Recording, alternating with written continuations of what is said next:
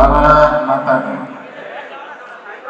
भारत माता की, वंदे वंदे। राजस्थान प्रवासी संघ द्वारा आयोजित इस सांस्कृतिक धरोहर के कार्यक्रम में हमारे बीच में मंच पर विराजमान परम पूजनीय परम श्रद्धेय महाराज साहब प्रतापपुरी जी, साथ ही साथ में राजस्थान में विधानसभा में मेरे साथी पोखरण से विधायक और यहाँ पर विराजमान सभी अतिथिगण, इस संस्था को जो लगातार 2015 से गति दे रहे हैं और महाराष्ट्र की इस धरती पर सभी प्रवासियों को संगठित करके हर क्षेत्र में उनकी मदद करना और प्रवासियों के लिए मददगार साबित होना। सम्माननीय ज्ञान सिंह जी, इनकी पूरी टीम, सम्माननीय मोहन जी प्रजापत, हरीश जी, प्रताप जी, अशोक जी और पूरी टीम, इन सबको मैं धन्यवाद देना चाहूंगा और बधाई भी देना चाहूंगा कि आप 2015 से लगातार महाराज जी प्रतापपुरी जी के आशीर्वाद से, महाराज जी के मार्गदर्शन में जिस तरह से यहाँ महाराष्ट्र की धरती पर मारवाड़ियों का राजस्थानियों को जोड़ करके उनके लिए काम करना। जब प्रवासी यहाँ आते हैं तो बहुत सारी समस्याएं भी आती है, उन समस्याओं के एक ताकत बन करके खड़ा रहना। तो मैं निश्चित रूप से ज्ञान सिंह जी और इनकी पूरी टीम को धन्यवाद देना चाहूंगा कि आप 15 से लगातार अब तक ये कार्य कर रहे हो। मैं पूरी मेरे राजस्थान सरकार की तरफ से भी धन्यवाद देना चाहूंगा। वैसे यहाँ जो प्रवासी बैठे हैं, जब भी कभी इनके परिवार से यहाँ आप लोग आए होंगे, किसी के पिताजी आए होंगे, कोई खुद आए, कोई किसी का अभी परिवार आ रहा है, तो राजस्थान से जब आए होंगे तो यहाँ कोई बहुत बड़ी पूंजी लेकर नहीं आए होंगे। मेरे ख्याल से कपड़े की थैली या अटैची लेकर आए होंगे। और ये महाराष्ट्र की धरती पर आने के बाद में आप लोगों को यहाँ की भाषा भी नहीं आती होगी, यहाँ के लोगों से परिचय भी नहीं होगा, लेकिन यहाँ आने के बाद में आप यहाँ के लोगों से आपने परिचय बढ़ाया, यहाँ की भाषा भी सीखी, यहाँ के लोगों के साथ में मेल जोल करके अपना जो है ना बिजनेस को बढ़ाया, अपना आर्थिक साम्राज्य आपने धीरे धीरे करके बढ़ाया। और निश्चित रूप से आज इस महाराष्ट्र की धरती पर महाराष्ट्र के विकास में आप लोगों का बहुत ही अपूर्व योगदान है। महाराष्ट्र के आर्थिक स्थिति को मजबूत करने के लिए, महाराष्ट्र की जीडीपी को मजबूत करने के लिए राजस्थानी समाज का बहुत बड़ा योगदान है। निश्चित रूप से आपके ऊपर दो जिम्मेदारी है। एक जिम्मेदारी है अपने कर्म भूमि की, जो ये महाराष्ट्र है वो आपकी कर्म भूमि है। दूसरी जिम्मेदारी जो पीछे है वो आपकी जन्मभूमि राजस्थान की। ये दोनों जिम्मेदारी आप लोग निश्चित रूप से अच्छी तरह से निभा रहे हो। यहाँ कर्म क्षेत्र में काम करते हुए यहाँ के विकास में भी आपकी महत्वपूर्ण भूमिका है।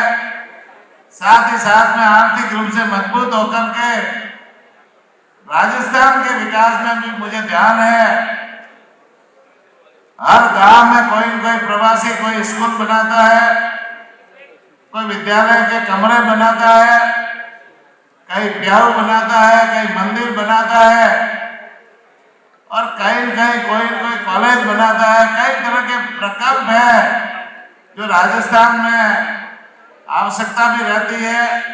तो आप में से ही सारे लोग आकर के ये सारी राजस्थान की धरती पर विकास करने का काम और अपनी जन्मभूमि का कर्ज चुकाने का काम भी आप लोग करते हो, इसलिए मैं आप सबको धन्यवाद देना चाहूंगा।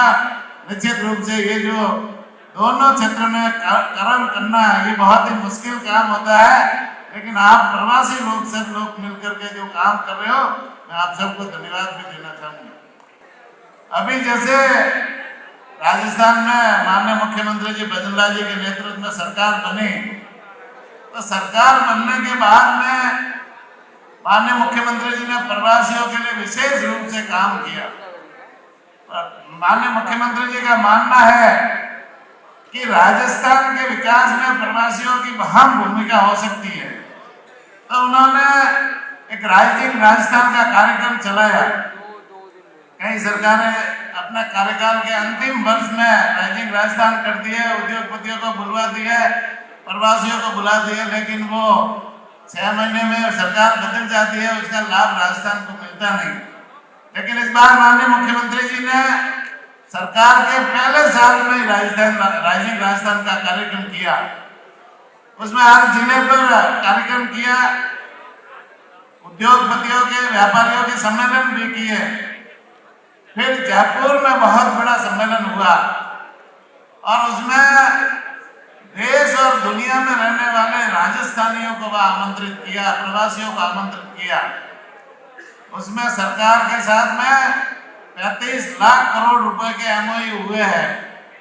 बहुत सारे, चाहे सौर ऊर्जा के क्षेत्र में हो, चाहे वो पवन ऊर्जा के क्षेत्र में हो, चाहे वो बिजली के क्षेत्र में हो, पेयजल के क्षेत्र में हो, शिक्षा के क्षेत्र में, अन्य डेयरी सेक्टर में, पशुपालन के क्षेत्र में और पर्यटन के क्षेत्र में और भी बहुत सारे क्षेत्र में उद्योगपतियों ने MOU की है।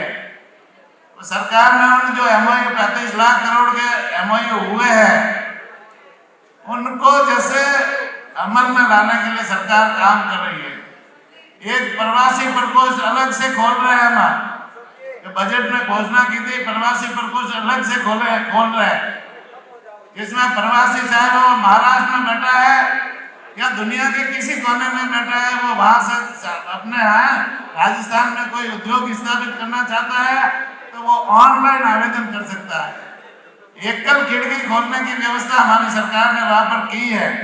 जैसे कोई भी है ना, SDO को वहां निर्धारित रखा है, कोई भी प्रवासी आए और आकर के वहां पर एप्लीकेशन लगाए और सारी जो समस्या है, चाहे भूमि अलॉटमेंट की हो, चाहे बिजली पानी के कनेक्शन की हो, या अन्य जो उद्योगों में या वो जो MOU हुए उनके संबंध में कोई समस्या आया तो उनको पूरी मॉनिटरिंग मुख्यमंत्री जी डायरेक्ट करते हैं, जिससे उन सबका है ना, प्रवासियों का वहाँ किसी तरह से कोई तकलीफ नहीं हो।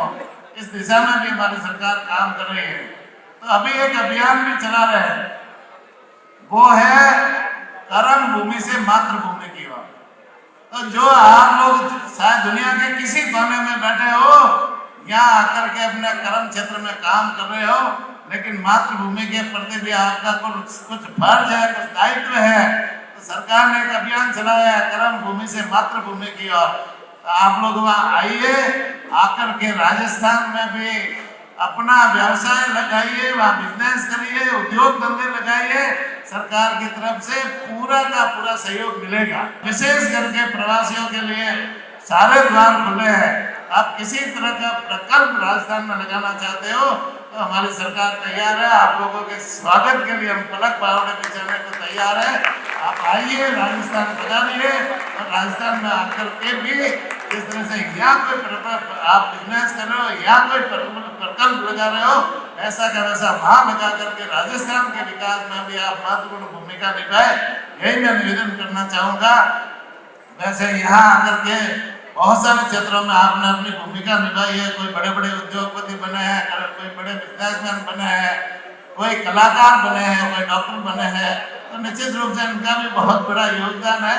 मैं आप सबको पुनः निवेदन करना चाहूँगा कि आप राजस्थान के विकास में भी सहयोग करें। यही निवेदन करते हुए पुनः आयोजक को बहुत बहुत धन्यवाद। जय हिंद, जय भारत।